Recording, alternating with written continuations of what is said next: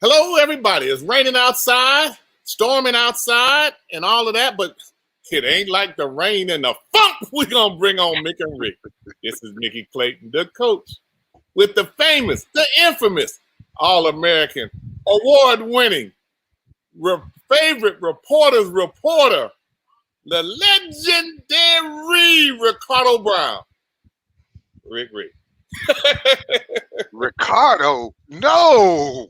Ricardo was my arch nemesis when I was in elementary school. And everyone called him Rick and me Little Rick. No, never Ricardo. But I will go by the name of Richard, but only by a few certain people. What's happening, Coach? Man, you know, you my hero as always. We don't need another hero. Oh, there you go, boy. Hey, let's go. School of Journalism. He keeps it on and popping all the time. What's up, School of Journalism? Hey, love you, miss you. Oh man, I told you when I did the Black Men on Sunday, one of their guys who really have it going on, Corey, he's from the School of Journalism. You know, they still want me to connect you with them. I was supposed to be on their show last Sunday. I was asleep. I got to check them. You know, anytime you find black men doing something positive, it has to be celebrated and you have to participate in it. You know, it always bothers me that even as a people, we carry negative news 10 times faster than we carry good news. It's true. That part is true. But, I think that's a human thing, though, Coach. I really do. Because I think people, if you look at the news in general, just any broadcast up there, I guess it'd be Channel 2 or 28 or whatever the broadcasts are up in Tallahassee, ABC, NBC, CBS. Their local news. It usually, unless a team wins a championship or something, they usually always start off with the negative news. And then they may sprinkle in some good news because it seems to grab everyone's attention, which I don't know why someone winning an award or some kids doing all A's and going into Harvard. I don't know why that wouldn't lead the news, but I guess people gravitate toward negative news. And I think it's the cynical part of me that is like, y'all are crazy because give me good news any day. Because I live the negative stuff. Don't need it. Just give me my good news. Well, tell me this, Rick, and this is actually a true story. You in the School of Journalism, there's a code of ethics and all of that, but I remember a reporter from the local newspaper here in Tallahassee. I know you're down on the West Coast, down in Tampa, famous reporter Lakeland Ledger. But the reporter actually told me, out of his mouth, sitting in my desk, that they get raises and promotions from getting coaches fired. And he looked me in the face and told me that. And I was a little see, and there was a guy up there who used to I think he passed away, so I don't want to misspeak him, so I won't even say his name. But there's a guy who seems to be. Anyway, no, I hope he was joking when he was telling you that. If any newspaper or journalistic outlet is worth its 2 cents and really means to give the news to the masses, we don't play a part in that. All we try to do is give it to you like we do it, straight no chase. I mean, and it's hard the hard part is containing biases because you try to get both sides of stories, but if it's negative in any kind of way, it's hard to get both sides because the one side may not want to give it up. So it may seem slanted.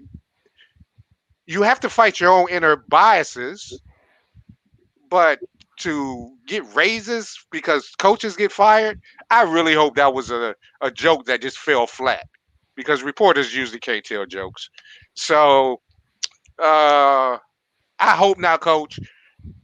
And I will not speak ill of the the Dixiecrat. I mean, the Democrat.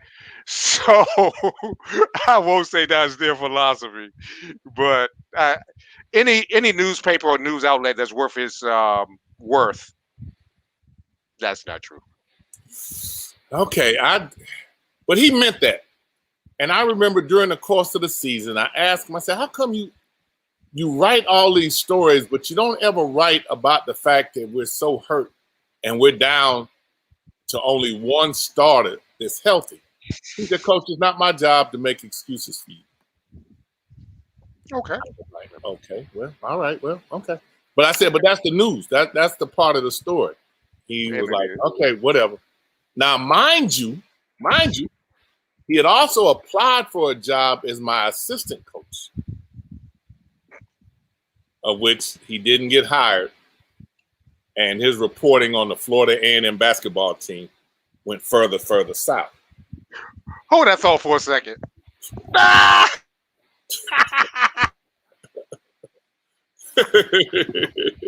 Sorry about that. Okay, back. Had to get something off my chest. But Rick, they put him on the FSU beat for a while, and he tried to say do some negative stories about Coach Hamilton. They cut that off. They were like, because at that time he wasn't really winning, but they told him pretty much that if he continued to be negative about their basketball coach, that they were going to withdraw all their support from the Democrats. I'm sorry, I didn't mean to call the paper name. That was the end of that. They took him back off that beat. Yeah. Now, anytime that any entity, whether it's business or a school or in sports or whatever, has control over a newspaper, then you're in trouble. So, and that's one thing I will give the powers that be, especially in the 90s and early 2000s when I was at the paper. A lot of people hated us, and that was fine because we told it like it was. And we didn't, if you did wrong, you did wrong. If you did great, we reported that as well. I think that's the way you're supposed to go. Because every story can't be all roses, but every story ain't shit either. Oops, right. But it's not. So there is a balance there. And you can tell the reporter or how they are by how they write. I honestly believe that. So and all of that. And before we get too far into something that's really, really kind of serious about this COVID-19 and all, and how crazy this stuff really is, I want you to see a little bit of something that I have here. Did you know? Do y'all know? Did you know? Did you know? Did you know? Did you know? Did you know? I know I really can't tell you much in the sports world that you didn't already know, but there was a great article called Diamonds and Pearls. A spinoff, Diamonds and Pearls, by none other but Prince. It's in Sports Illustrated, written by L. John Wertheim. Man, it's a great, great story about Prince. Did you know? Did you really know that growing up he was a hooper, that he played basketball, and they say he was really very good. And he had this love for sports. He was a regular at the WNBA games with the Minnesota team. Man, when they won the championship, world championship, he gave them a party at his house. 3-hour-long private concert. 3 hours long for them, the team. And then served them breakfast. Guess what he cooked? Pancakes. He was such a legend and a regular at the basketball games that the teams in Minnesota naturally adored him because he's a local. He's from Minnesota, and everybody loves him. But the NBA team, the Minnesota Timberwolves, how about this? They designed a special edition road uniform in purple for who? For Prince. You need to go read the article. This is just a snippet of what was going on, but you need to go read that article in Sports Illustrated. Boy, the tie always between musicians and athletes is always special. Hey, Prince was a special kind of guy, and he was beloved in Minnesota, and he supported his teams. It's insights. Now you know. I knew he cooked pancakes. I knew it. I knew it. It reminded me of the Dave Chappelle, Charlie Murphy doing the True Hollywood Stories. The time they met Prince in the club and went and played basketball at Prince's house, and Prince kicked their ass. That's right. And then served the pancakes after. But they said I interned at the Minneapolis Tribune. Did you? Yeah, summer of '90, Okay. and Prince was. I mean, it's true. They told me he was a hooper. There's no BS. Yeah, he was shorter than me. About 5. I was gonna say about 5'3", 5'4", but 5'2", but can hoop and could go and will take you on. And I could never find him on the basketball court though, but it was good. Probably better for me. Because you didn't go to you didn't go to Paisley Park to play. That's why. Oh no, never did. But I really appreciated his music, and he's a hooper. So I have a little bit in my heart for him. So it's all good. Say he would leave a concert, go play in his heels. I mean, court inside and outside. 3 hours, 3-hour concert. I can see him doing it too. Yeah. I can see him doing it too. Shout out. I mean, R.I.H. Prince. R.I.H. man. Did you know? I didn't know all of that, especially about the Wolves and the purple jerseys. But I should have. Should have known. Those collector's items now. You probably can't find one of them anywhere. Probably not. And I wanted to do something, a little lighthearted because this COVID-19, it's amazing, they're able to still try and pull off the Olympics. Last week it was 71 cases. Now it's, close to 150 in the village. The COVID numbers are going up everywhere. We keep trying to tell people that, you need to get tested. People are going on with so many rumors and I tell you, we always end up fighting with the millennials, as they tell me. I said, we having a discussion. We're not having an argument, Mr. Clay. We having a discussion. I said, more, it's more like an argument. I'm tired of trying to tell y'all about COVID-19. But we actually have 2 individuals that work in the community really involved with trying to get people involved with getting their shots, getting tested, getting vaccinations, getting all of those things that really will allow them to be around a little bit longer. And that's Ian and Joe. And I'm going to add both of them to the stream here, 2 FAMU alums, just like you and I. Yes. Welcome, Ian and Joseph. We appreciate y'all being with us today. Hello, how you doing? Thank you. Thank y'all, gentlemen, for having us. FAMU in the house. Yes, sir. You gotta have the green on today. Got to. Oh boy, I see Ricky just like you. See, I see you pointing. I see you, Rick. I see you. Boy, everybody be trying to hate on FAMU, don't they? Yeah, they do. You can't hate FAMU. You can't do it. When you the best, that's how it is. Speak up, Joseph. I hear you. Speak up. Well, gentlemen, what I first like for you, each one of you to do, and first, I got to give a special shout out to our assistant producer for being able to secure you two to be on today. We appreciate that. But starting, Joseph, with you, could you tell us a little bit about what you do, and so that people will understand the significance of what you're getting ready to say to them? All right. So my name is Joseph Ward. I'm from here in Tallahassee, Florida. Like I said, graduate of Florida A&M University. And Rickards. At Rickards High School, of course. I currently work at Neighborhood Medical Center. I am a part of the Ryan White HIV/AIDS prevention program, where I'm the health educator and outreach specialist. But since last March, like Ian and others that work with Neighborhood, we've literally been on the front lines since the beginning of COVID, since the beginning of testing. We've been on the front lines for that. We've been on the front lines for vaccinations. We've been on the front lines for education. Like, we've literally been out here. There's been no working from home. We're out in the community doing COVID. So that's the angle that I'm coming from. And my job, my name is Ian Costello. I'm the system administrator, also a graduate of FAMU.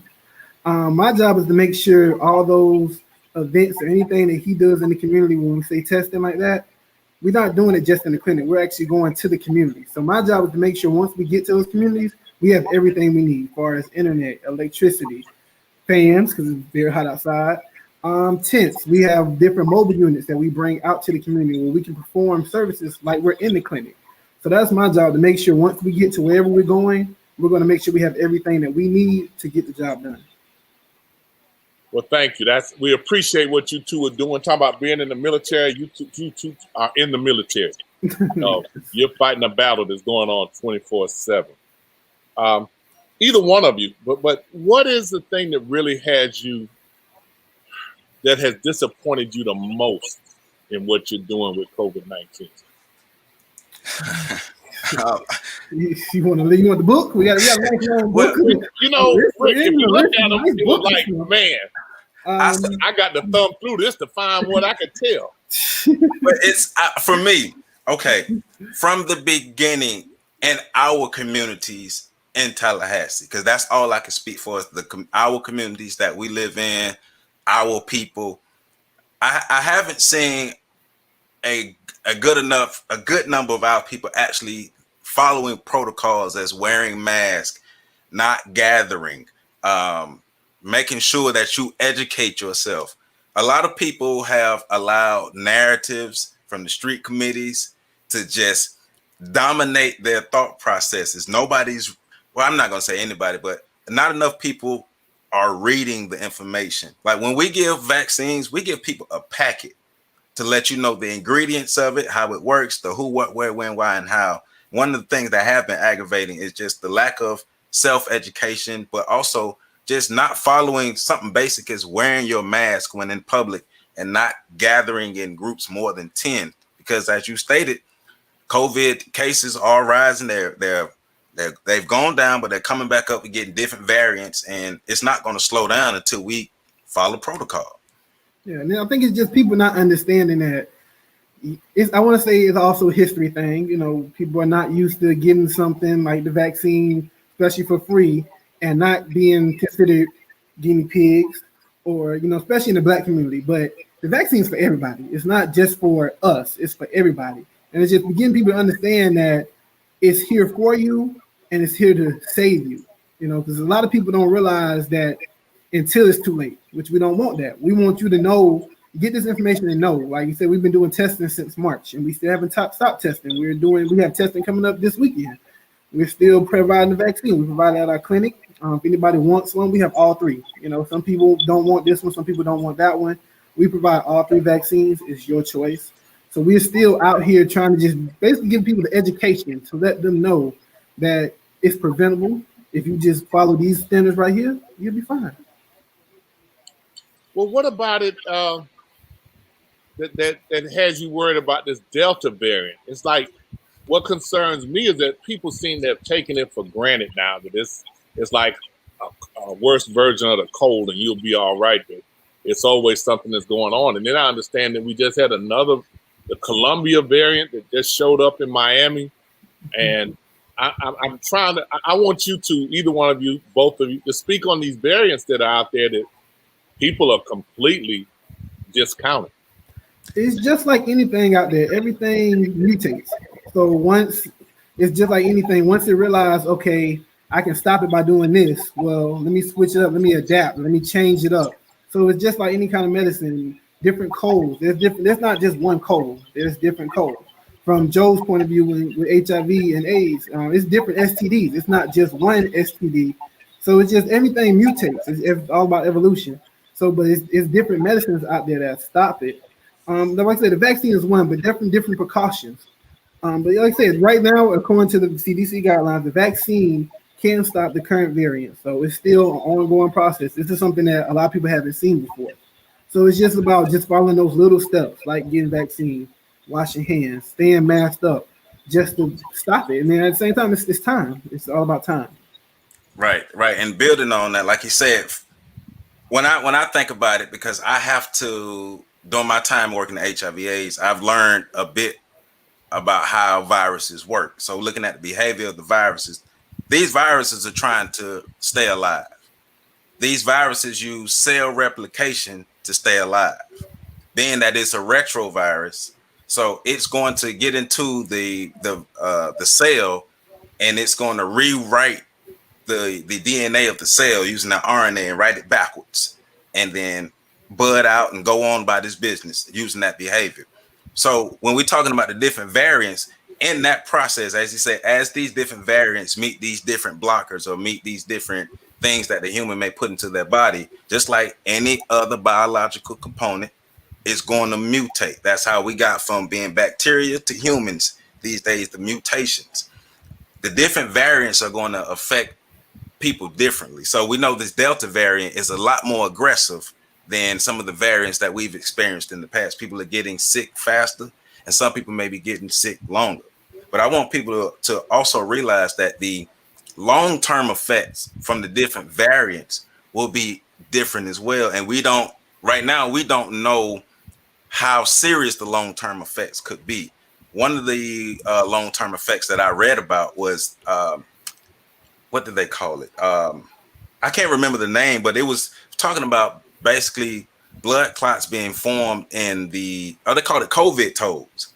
Blood clots being formed in the toes and the small vessels in the toes of people, which is causing the toes to be disfigured a bit, but it's blood clots being formed in these things. So we don't know long-term how these variants will really have an effect on the body.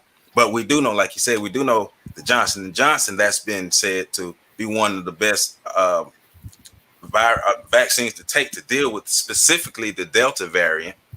But the other variants are coming around. So we still got to wash our hands, still got to wear masks, still have to social distance.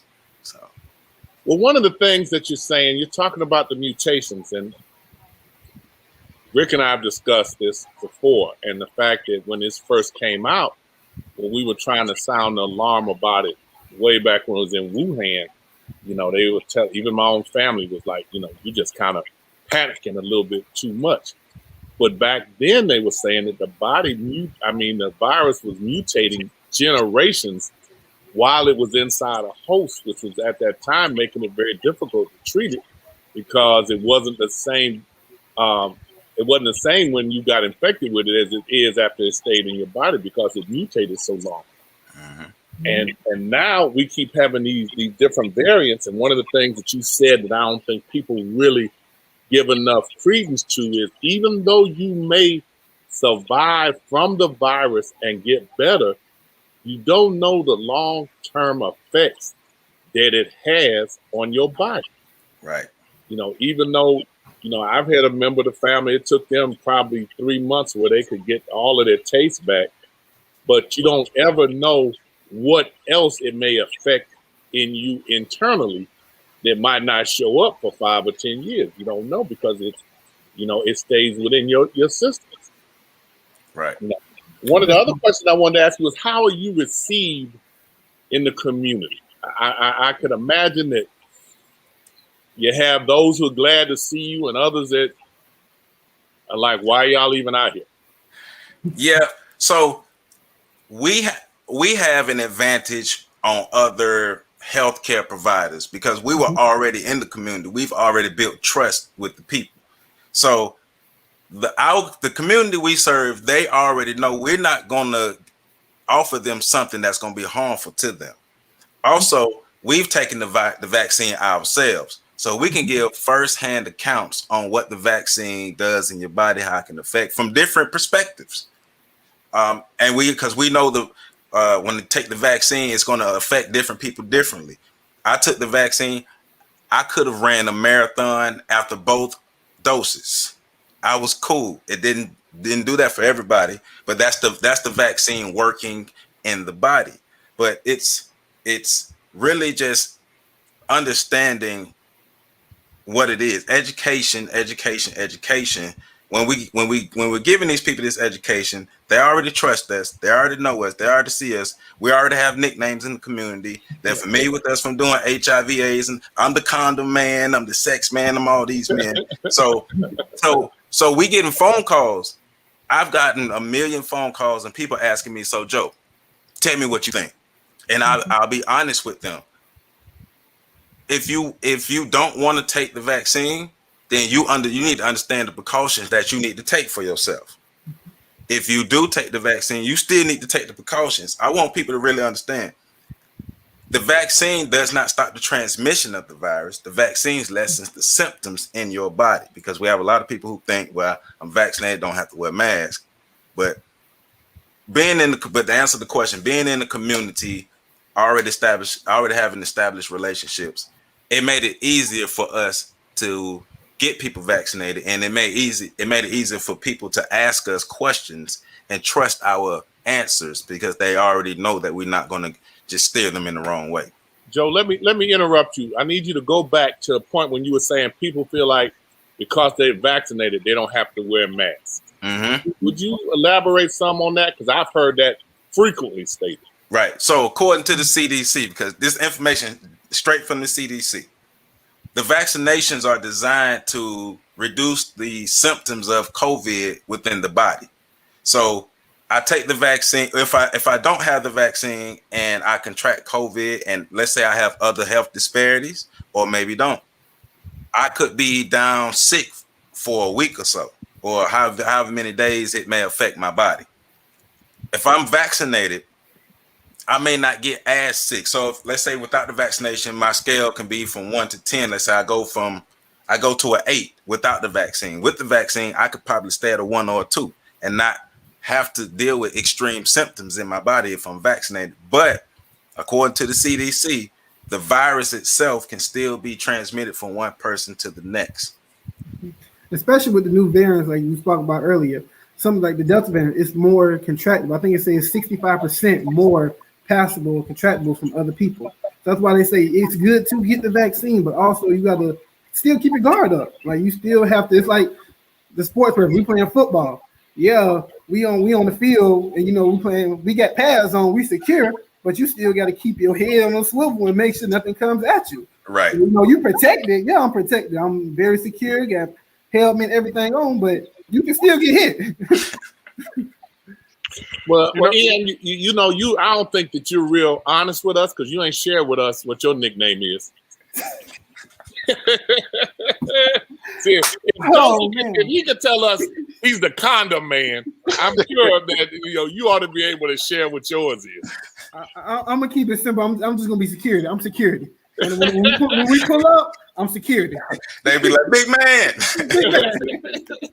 Man, when I asked you that, Ian, Joe almost fell out the chair over there laughing. Because, like he said, he's the condom. So we work with a lot of HIV, but we do a lot of testing. So we go from like one of the events that we do on every other Friday before COVID. Every other Friday, we're on FAMU set testing students. We be at the corner store in Holden Street or in Frenchtown. We be everywhere. So you meet a lot of different people, and you're gonna get a lot of different names. So I'm gonna just get one because Joe can do it. So my name Rick, is. Did you see how he skated around that? I'm gonna give you one. So my name is Ian, but Tallahassee, Gas County, everywhere. It's a lot of countrify my name. So one of the biggest names I get is Ion. I'm like, who is Ion? And then my favorite, they call him Lenny. Don't have nothing to do with his name, but his nickname Lenny. So yeah, I got a few nicknames, but I'm gonna keep those right now.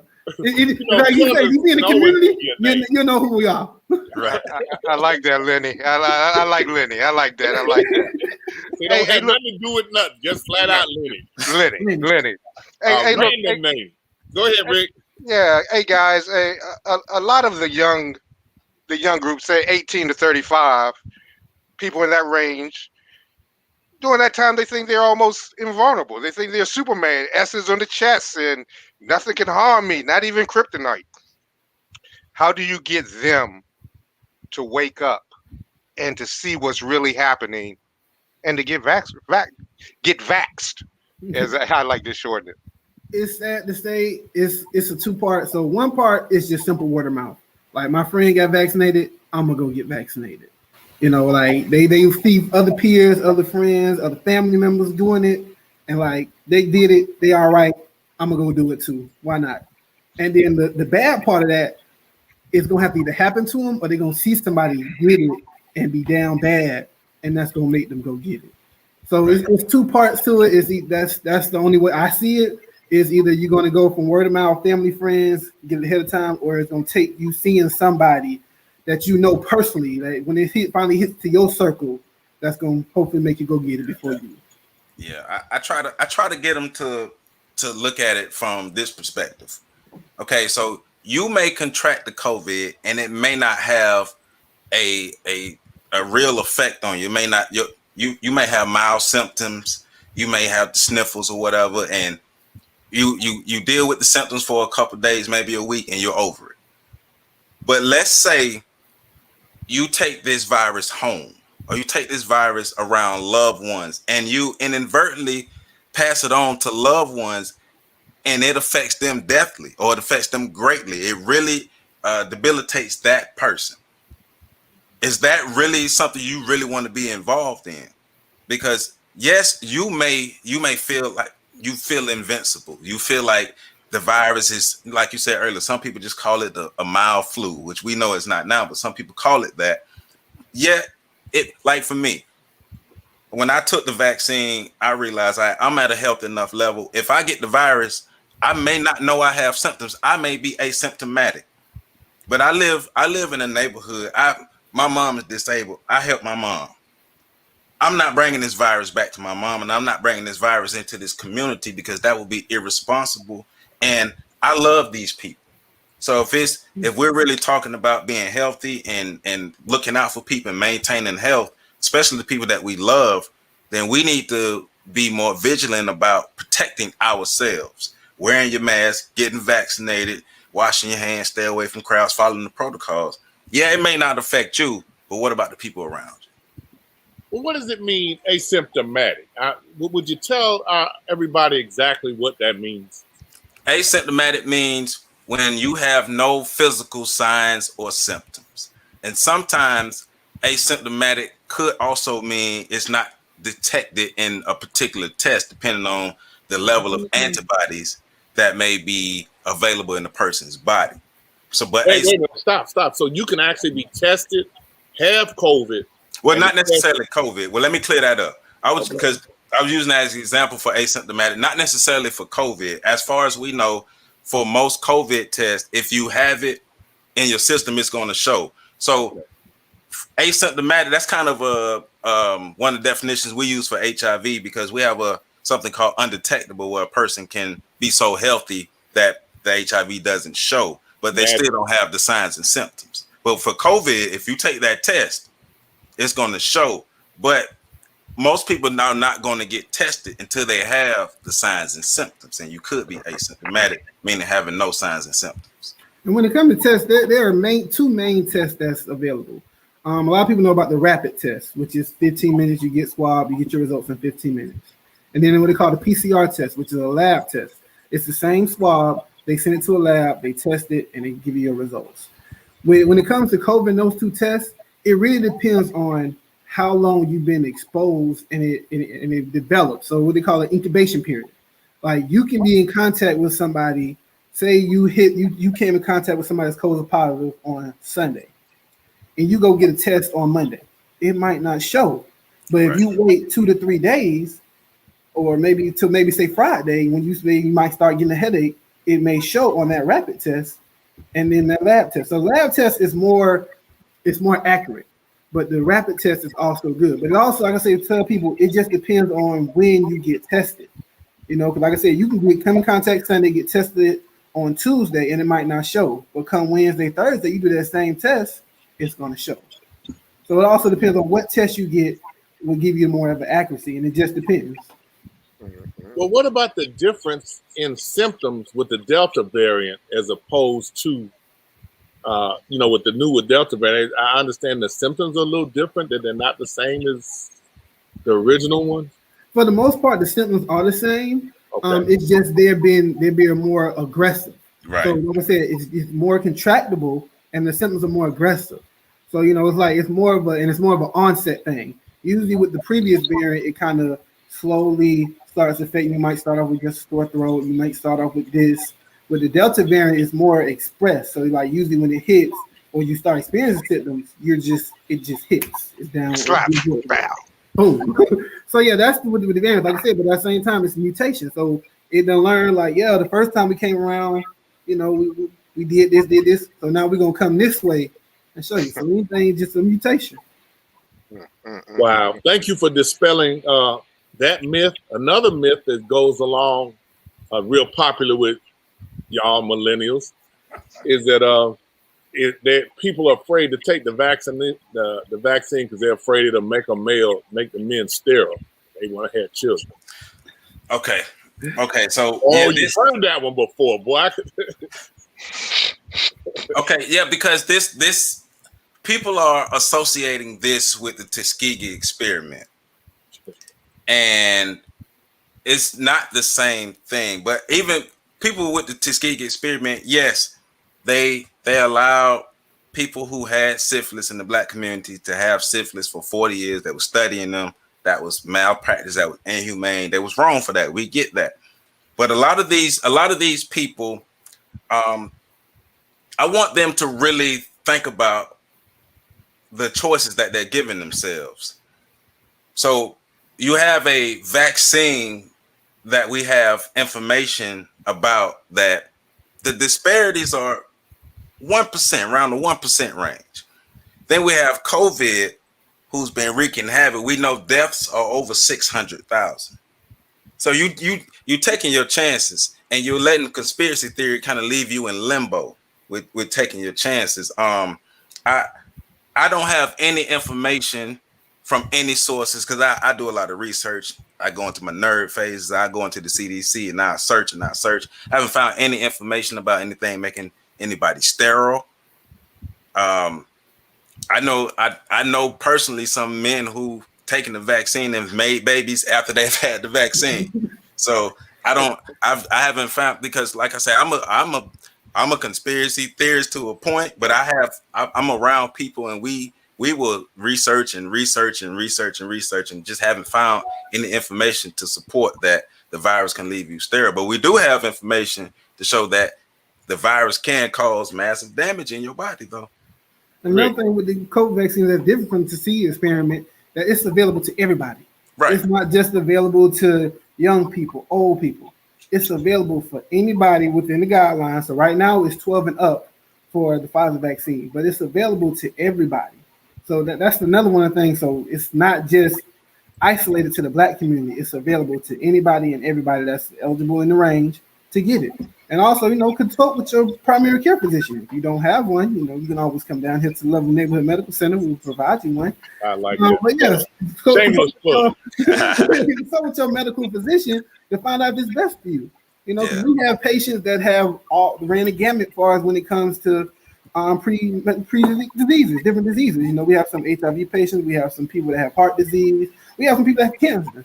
They discuss with their doctor. They recommend what's best, which vaccine will be best for them, and take it. So we have given it to everybody. But I would say consult with your doctor, and it has to be a personal decision too. Uh-huh. Rick, did you hear Joe? He said he knows some people that got vaccinated and had children. Mm-hmm. Hey, look, I don't need to use a condom because I've been vaccinated, and so I'm sterile. I can't produce children because I got the vaccination, so I don't need to use a condom. Don't listen to the condom. That vaccine might give you the superpowers you never knew you had, man. When you end up on Maury Povich, We didn't send you there. COVID-19, baby. Hit Right. I thought you said you were sterile because you had the vaccination. You know, brothers say anything. Yeah. Joe, we gotta start passing out condoms with every vaccine you I get. see that. But that's literally why we construct events where we do COVID testing and HIV testing, because one of the things that has happened because of the pandemic is we went from doing 300 HIV tests a month to around 5 because it affected how we interact with our people. So we still have to educate people. We still have to give HIV and STDs didn't slow down because of COVID. That don't mean nothing to them. Right. So we started, all right, we're doing these COVID events. Let's start incorporating HIV testing when we go to these different events, even if we're just doing vaccines or testing. Incorporate HIV testing so we can still be able to educate people on the safe sex side, but still be able to get our COVID information out and get people the vaccines and or the test. Yeah, that's our main goal here in neighborhood as well, is to just give you the information. Like, we want you to make sure, let you know that these resources here are available to you, and that you can take the advantage of them if you need them. Like, that's our main thing, is educate you on what you need to know. We're gonna give you the information and also give you facts to back it up. So that's our main goal. Like I said, with Joe, being in the community, is to pass on the information and give you the education and let you know if you heal and you need something, we got you. Well, I appreciate what you've shared with us. I'm going to leave you with this story. When I was in South Africa with the university and AIDS was running rampant, one of the stories that the older men were using was that they were telling the younger girls that if they use unprotected sex, if they engage in unprotected sex, my semen was an antidote from you getting the AIDS, and was infecting them at an extremely high rate. Mm-hmm. And we were actually going back to do a basketball clinic actually on AIDS education in Johannesburg, but I got fired before then, so I couldn't do that. But we were going to use basketball as an instrument to try to educate them about AIDS. And so I was kind of ad-libbing a little bit about the brother being vaccinated and being sterile, but that some guys say a lot of different things. Oh yeah. But what I would really like to, again, I'd like to thank our executive producer in terms of reaching out to you two young men. You really gave us a lot of information here, and it's a lot to digest and a lot to go through. I think the key thing that we're trying to get everybody to understand is that you actually need to get vaccinated, and it's getting worse. I mean, the numbers that I've looked at, that I've had access to, shows that things have tripled and quadrupled, not in 3 months, but in 3 weeks. And it's just, and you're looking at concerts like the one where we're going to play the Orange Blossom Classic at, and they got hundreds of thousands of people there, and you're looking at unmasked people. So it's almost scary, and some information is supposed to come out from the CDC today about a mask mandate. And if people don't understand, I mean, that these things are basically implemented to help you and to help your family. You know, if you don't care anything about yourself, you know, care about your mom, your grandmother, your children, you know, because a lot of the kids, you know, parents are upset about the kids having to go back to school and they're not required to wear masks, you know, and your 9 or 10-year-old, if they're not being told to wear them, they're not going to wear them. They're not going to put that mask on until they come back home. Right. You know, and when people actually start losing more of our children, then maybe people will begin to pay more attention. And I don't know how much louder we can ring the bell than what we're doing, but Insights will continue to ring that bell. Yes, sir. Again, I'd like to thank you, Rick. Anything you'd like to say to these FAMU grads who working in the community and giving back and trying to help the community? Keep pushing, guys. I mean, there will be resistance. The resistance is there, but keep pushing. Keep pushing. Keep striking. Because you know what we do. Strike, you know what we do. Strike again. That's Yes, right. sir. So I do want to say thank you all for having us on. Great conversation. We had a great time. Got a new favorite podcast to check out. Definitely gonna subscribe. I'm subscribing. But I would like to extend the invitation. We have a podcast at Neighborhood Medical Center called Mind Your Body and Soul, and we center it around health. So we would like to make sure we stay in contact with you gentlemen, have you guys on our show to have some men's health discussions, because we need more. We need more men's health discussions. So we do want to extend that olive branch to you gentlemen as well. This is great, a great conversation. You ask great questions, so I appreciate it. Yeah, so Let me say this, the reporter's favorite reporter, he's a celebrity. But anytime that you need us, let us know, and we're available. We got involved with another group out of Orlando on this Black Men on Sunday. It's about 20 or 30 of them on Sunday afternoons just discussing a litany of different issues, self-help issues, to try to educate each other.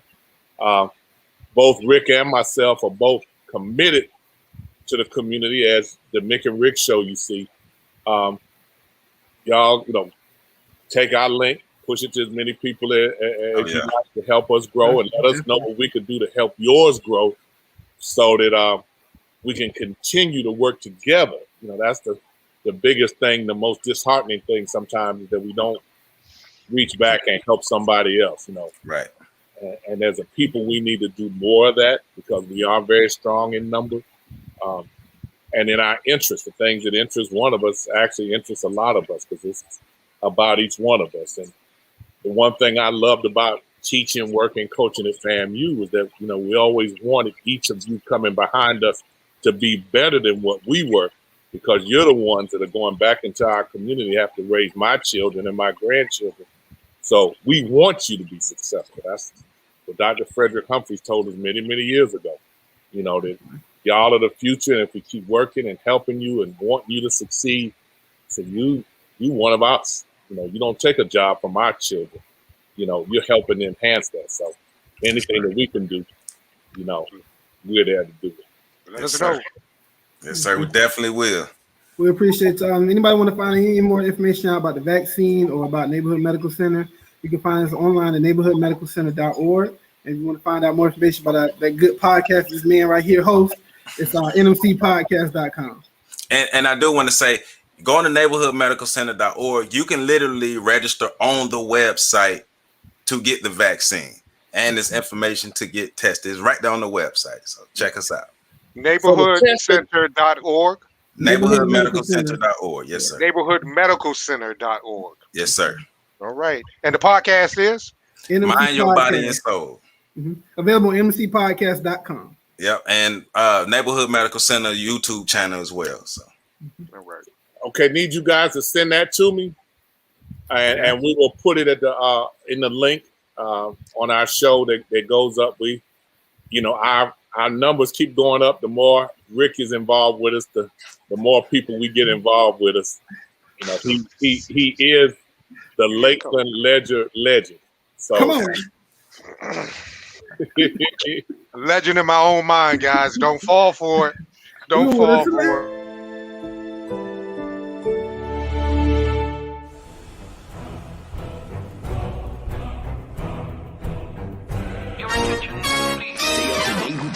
From Insights. Visit our website at insights.com. 2 I's in the middle. INSIIGHTS.